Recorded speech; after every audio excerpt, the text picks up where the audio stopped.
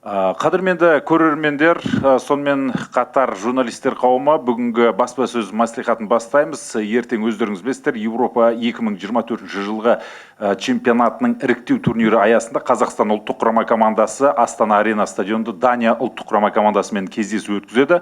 Сол ойынның алдында баспасөз мәслихатына Қазақстан ұлттық құрама командасының бас бапкері Магомед Мұсаұлы Әдиев мырза келіп отыр. Сонымен қатар Қазақстан ұлттық құрама командасының қорғаушысы Нұралы Әліп. Сауалдарыңыз болса дайын отырыңыздар. Әзірге қысқаша матчқа деген дайындық туралы комментарий сұрай өтсек. Бас бапкері. В принципе, как и все, наверное, предыдущие наши матчи, ожидаем в этом матче, что будет очень тяжелый матч, вязкий для нас. Команда наших соперников обладает большим атакующим потенциалом, да, и в принципе в оборонительных редутах есть футболисты, которые играют в больших клубах, поэтому хороший, серьезный соперник, недавний участник чемпионата мира. Здесь, я думаю, много о них можно говорить, да, мы все понимаем, с кем имеем дело, но в любом случае мы завтра выходим, да, настраиваемся на серьезную игру и попытаемся, как говорится, противостоять сильному сопернику, но в то же время мы понимаем, что мы играем дома при своих болельщиках, поэтому постараемся представить на все 100%. Рахмет. Келесі сөз кезегін Нұралы Әліпке бергімізге отыр. Нұралы, жалпы дайындық жұмыстары қалай өтіп жатыр ертеңгі матчқа? Дайындық жұмыстары 100% дайын деп ойлаймын команда. Себебі біз уже бірінші матч ойнап тастадық. Жоспарлағандай бірінші ойын 3 очко ала алмай қалдық, бірақ енді ертеңгі ойында барлығымыз 100% дайын болып 3 очкоға ойнаймыз деп ойлаймыз. Тек қана победаға. Тамаша, рахмет. Сауалдар, Қазбек. Ассалаумалейкум. Біріншіден бәріңізді осы Рамазан айы мерекесімен құттықтаймын. Екіншіден Нұралы Әліп сізге сұрақ. Өзіңіздің физикалық жағдайыңызды айтып өтсеңіз, осы Зенитта соңғы кезде құрамда ойнап жүрген жоқсыз. Сол себепті ертеңгі ойынға қанша пайыз дайынсыз? Және де бізге белгілі бойынша сіз соңғы ойында Әзербайжанмен қызыл қағаз алдыңыз. Ертеңгі соперник ол Әзербайжанның 3 есе мықты команда деп айтсақ та болады. Ол ойында қызыл қағаз алу мүмкіндігі одан жоғары. Сол жағынан бапкерлік құраммен қандай жұмыстар атқарылды? Рахмет. Қызыл қағаз алмаймын, ол точно. Себебі Әзербайжанмен кішкене өзім ұстай алмай қалдым.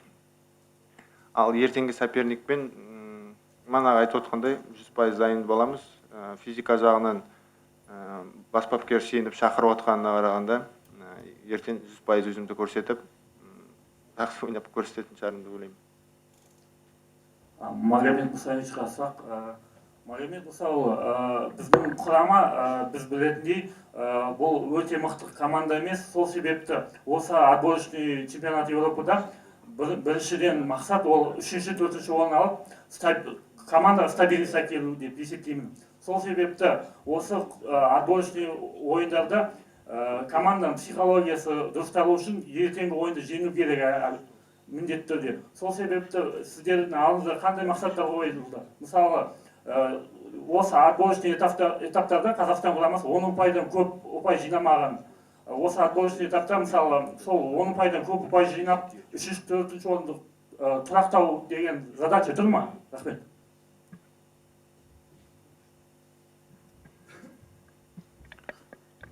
Результат не только завтра, он всегда нужен результат, и в прошлой игре он нужен был, и мы все это понимаем. У нас нету планов там больше 10 очей набрать или меньше 10 очей. Я всегда об этом говорю. Наш план, наша задача заключается в каждой последующей игре, да, быть конкурентоспособными, где бы мы ни играли, на выезде, дома, с кем бы ни играли, будь то завтрашний наш соперник или другой это соперник. Это имеет второстепенное значение, да, для меня, как для тренера. Для меня первостепенное, чтобы моя команда, мои парни были готовы к игре завтрашней, да, были сконцентрированы на игре, да, и в каждой игре пытались играть на победу. А что по окончанию матча или по окончанию цикла несет, я и в прошлый раз сказал, да, как говорится, все от Всевышнего, весь наш результат. Главное, мы должны со своей стороны делать то, что мы должны. А что даст результат, посмотрим в конце игры.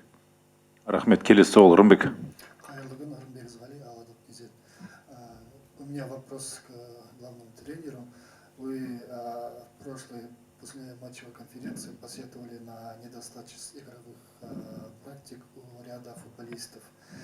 У меня вопрос, будет ли такие радикальные изменения в стартовом составе в завтрашнем матче? Я вот посчитал, это половина состава, стартового состава прошлого матча не имели достаточного игрового времени. Вот уже полгода, вот 6 месяцев это достаточно много времени для футболистов, да, и не имеет игровой практики. И второй вопрос вытекает из этого.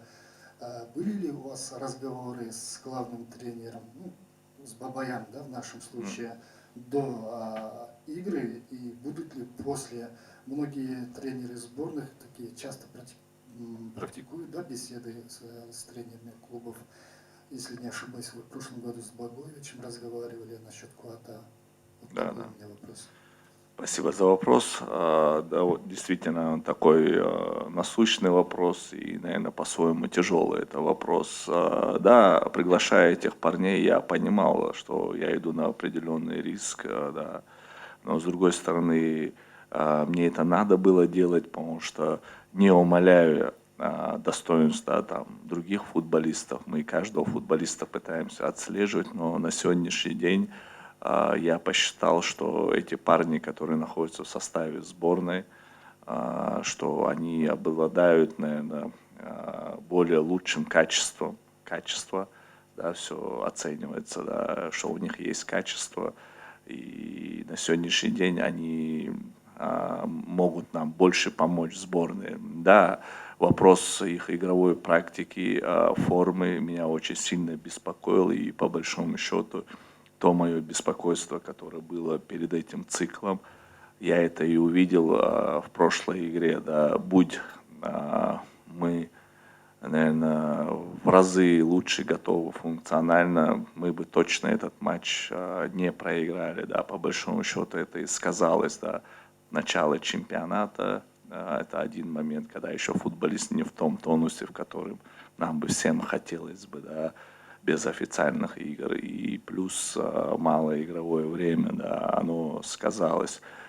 Что касается полгода, я бы так не сказал бы, что не было у них игровой практики. Я как-никак находился на турецком побережье, да, и все эти контрольные игры я приезжал, смотрел, отслеживал. Понятно, это не официальная игра, но все-таки это игра, и в принципе на тех контрольных играх тех кандидатов, которые я отсматривал, они оставили для меня, скажем так, нормальное впечатление. Я видел, что те парни, которые сейчас в чемпионате не играют, когда там получают игровое время, они довольно-таки неплохо играли. По большому счету там я уже понимал, что я этих парней вызову.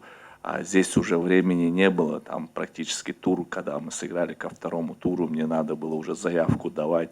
Я не знал во второй, в третьей игре, будут ли они играть или нет.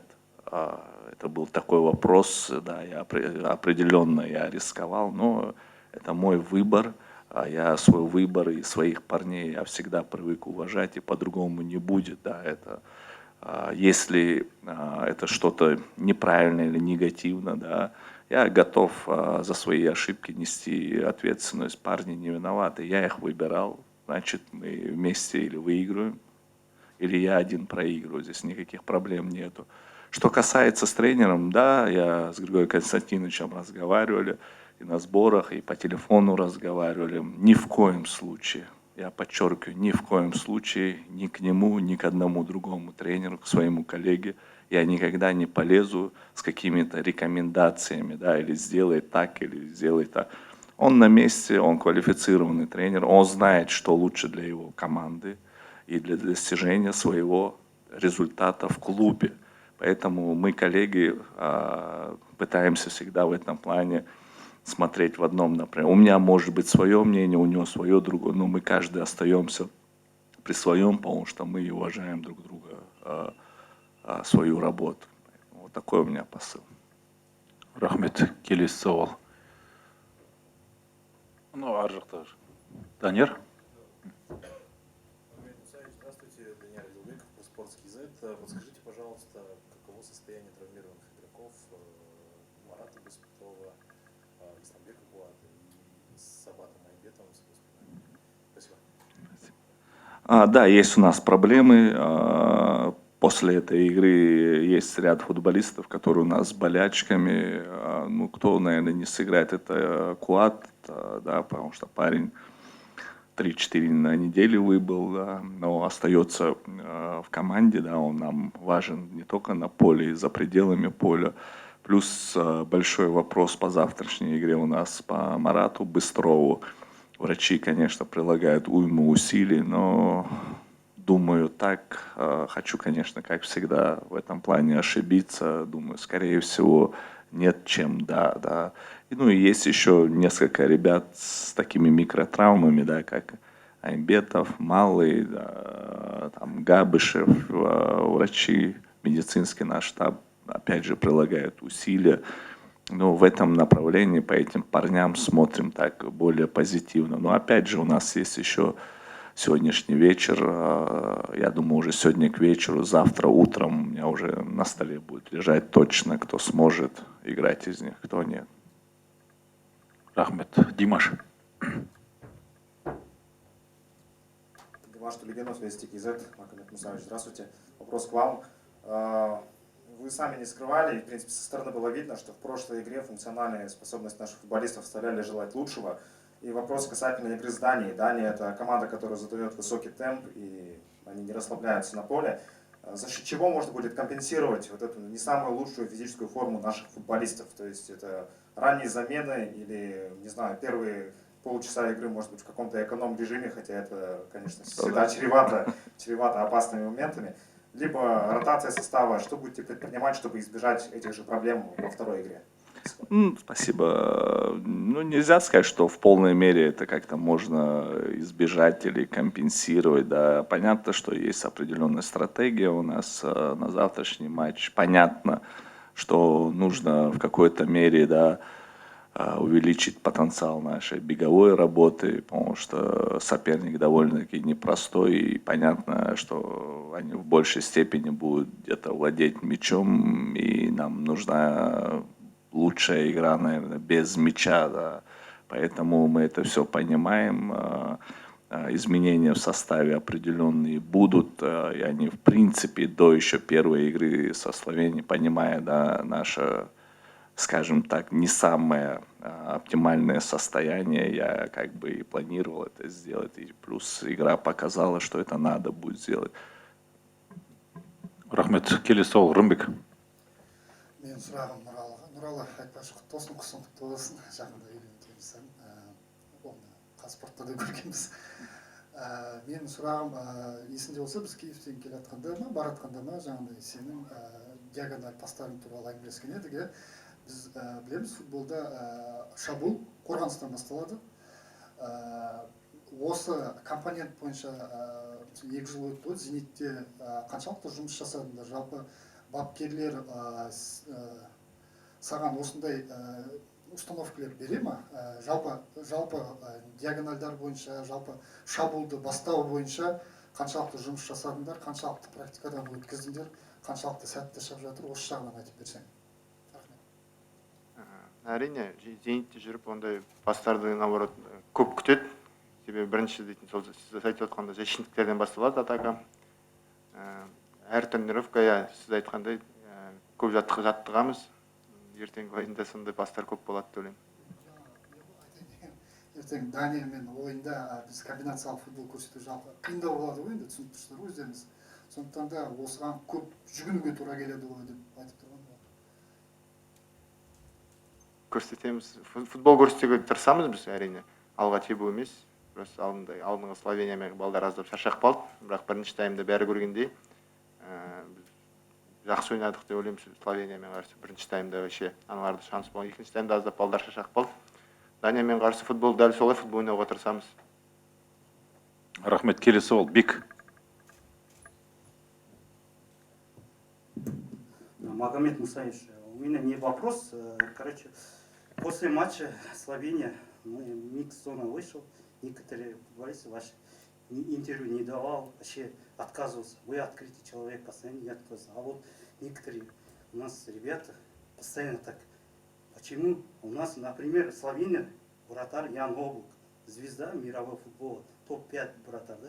Он не отказывался. Даже словенцы, наши казаки давал интервью, потом болельщикам, футболка. Почему у нас такие менталитеты? Спасибо за вопрос. Я с ребятами поговорю по этому поводу. Ну, не все, конечно, но Да, есть. поверьте мне, это не значит, что парни не хотели давать или есть какое-то... Мы Не то, что... мы не критиковал, Да, как да. проиграл. Сөз білмеймін. Да, не то, что пренебрежение, да, или там неуважение, такого абсолютно нету. Я знаю парни, как хотели сделать положительный результат в этом матче. И поверьте мне, я по-своему там непростые такие сутки провел с командой, и индивидуально беседовал, и так коллективно поговорил. Действительно, эмоциональный фон у наших парней был не тот, который они хотели, да, мы хотели, и ребята в первую очередь хотели вам такой праздник организовать. Не получилось у парней. Я думаю, здесь в какой-то мере из-за этого, да, чувство расстроенности, да, переросло в то, что как бы не хотелось, да, наверное, кого-то видеть. Это и у тренеров, и у футболистов бывает, да, когда что-то идет не так, как мы хотели, не так, как мы хотели вас отблагодарить, мы немного закрываемся и уходим в анализ своих каких-то ошибок. Я ребятам поговорю, и впредь, да, мы постараемся, какой бы там результат ни был, да, мы в любом случае должны дань уважения отдать и вам, журналистам, и нашим болельщикам, которые пришли нас поддержать. Спасибо вам большое. Жақсы. Келесі сауал.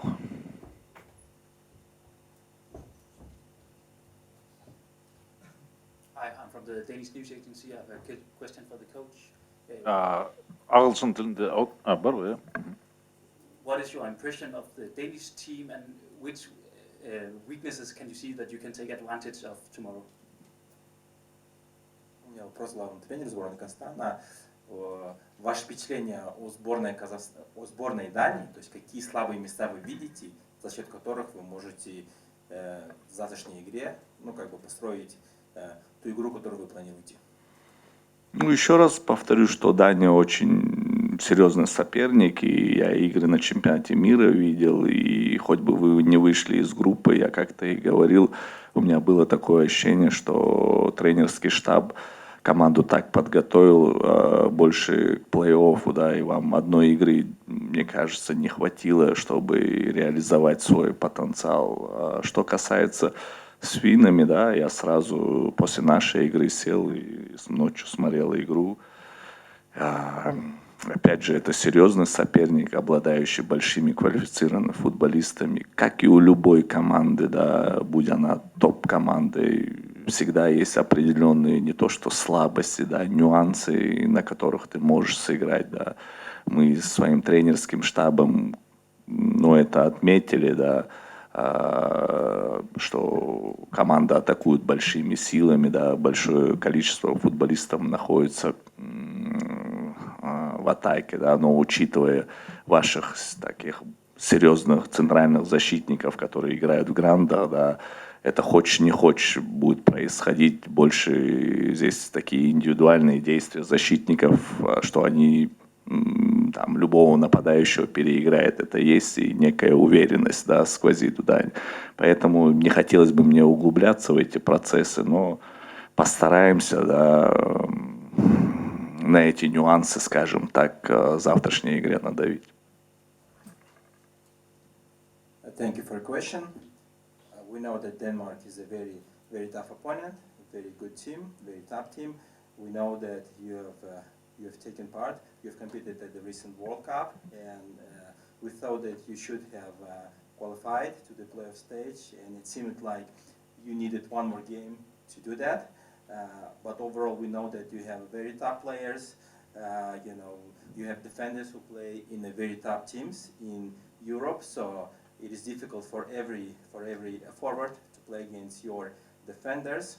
I'm not going to go deep into details about what are your weaknesses and how we could exploit them, but we'll do our best to achieve the good result for us. And speaking of the strengths of your team, I know that when your team attacks, a lot of players are involved in the attacks. So we'll try to minimize those chances, and we'll try to show the best performance to have the best result that we can achieve. Рахмет. Келесі сауал. Қазбек. Магомед Мусаевич, бұл сауал емес, былай Дания құрамасының ойын зерттей келе, олар екі қаптал қорғаушылары биік ойнайды, то есть латералдары. Сол себепті ертеңгі ойында бізге больше латералдардан көп жұмыс істеген қажет. Сол себепті қатты жүгіретін сол Досмағамбетов секілді ойыншыларды шығарып кішкене жүгірсек деген тілек қой. Рахмет.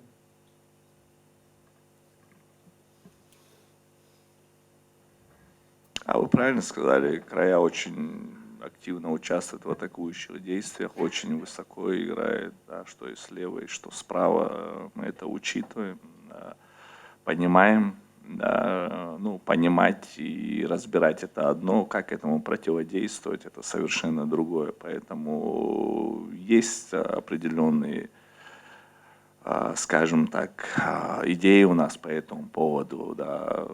Кто выйдет на краях, еще раз говорю, как раз таки с одного края по футболисту я еще не определился, поэтому давайте уже все вместе дождемся завтрашней игры и посмотрим. Рахмет. Нұралы, әліпте біздің баспасөзде бар. Сұрақ қойсаңыздар болады. Нұрғазы аға.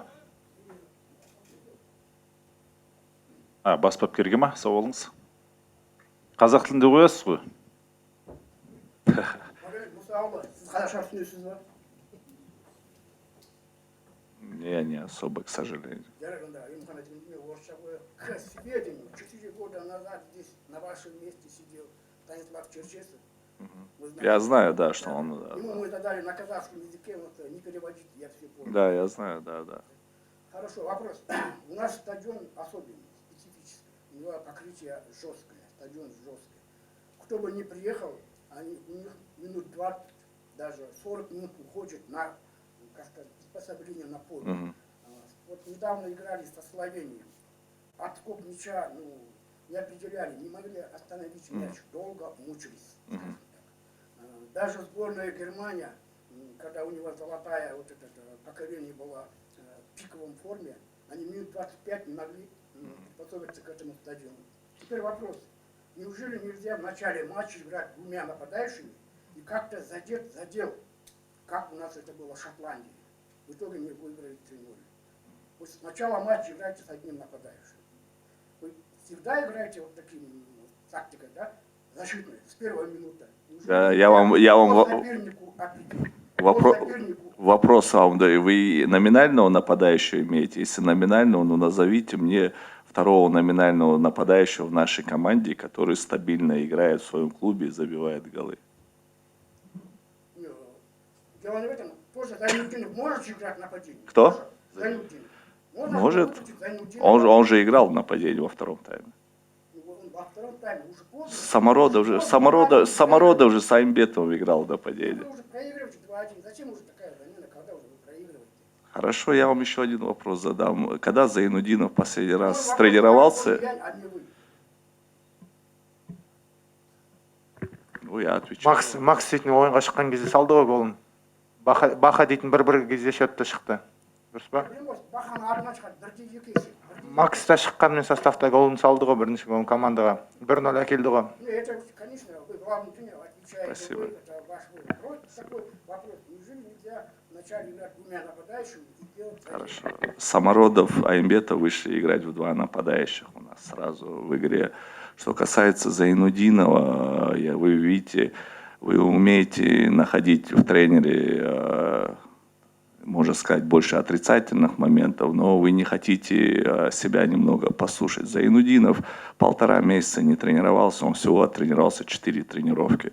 Вы хотите, чтобы я Зайнутдинова кинул с первых минут человека не готового, и чтобы он получил какие-то опять микротравмы. Да, во втором тайме, опять же, мы вышли играть в нападении, мы исходим из наших сил и кто в какой форме. Да. На сегодняшний день Зайнудинов был не готов играть. Да. По завтрашнему дню мне надо сегодня с ним поговорить и понять, сколько минут он сможет, и будем из этого исходить. Бүгінгі баспасөз мәслихатының уақыты осымен тәмам. Барлықтарыңызға рахмет.